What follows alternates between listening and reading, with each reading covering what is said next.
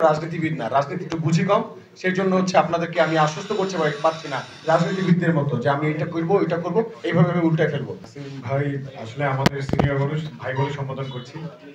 এখন ভাইয়ের প্রশ্নগুলো খুবই দুর্দান্ত ছিল। এখন উত্তরগুলো এখন আমার মনে হয় যে এখন দেওয়া খুবই একটা মোক্ষম সময় হয়েছে আমাদের জন্য। প্রথম উত্তর দেই যে ভাই যে বললো আমি রাজনীতিবিদ, আসলে ভাই দুঃখজনক সত্য এটাই যে আমি এখনো ঢাকা বিশ্ববিদ্যালয়ের শিক্ষার্থী, মাস্টার্স পড়া শিক্ষার্থী। আমি আসলে কোনো ভয়েস রেজ করেছি এখন পর্যন্ত, আন্দোলন করেছি, কিন্তু আসলে কোনো রাজনৈতিক দলে যুক্ত হয়নি। রাজনীতিটা আসলে আমি ভালো বুঝি না। আমি বুঝি আমার বাপে খাইতে পারতেছে না, আমার বাপের খাওয়ানোর জন্য কি করতে হবে, আমার সরকারকে এটা বলতে হবে।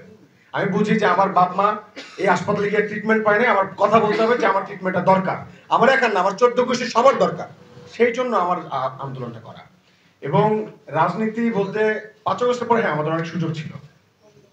আমরা একটা গণ অভ্যুত্থানে অংশগ্রহণ করেছি এবং নেতৃত্ব দেওয়ার সুযোগ হয়েছে, কিন্তু রাজনৈতিক দল আমি জানি যে আমার অস্তিত্বটা কি।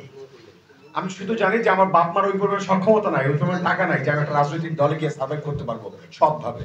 ফর দ্যাটস ওয়াই আমি কোনো রাজনৈতিক দলে যুক্ত হই নাই।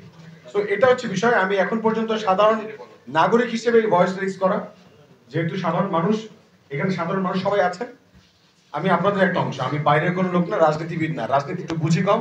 সেই জন্য হচ্ছে আপনাদেরকে আমি আশ্বস্ত করতে পারছি না রাজনীতিবিদদের মতো যে আমি এটা করবো ওইটা করবো এইভাবে আমি উল্টায় ফেলবো। তাই আপনাদের কাছে আমার বারবার হচ্ছে এসে ধারণা দিতে হচ্ছে যে ভাই আসেন সবাই মিলে একটু সহযোগিতা করেন, একটু সমস্যাগুলো সমাধান করি। আমার মনে লাইনটা এখানে আমি স্পষ্ট করলাম আগে।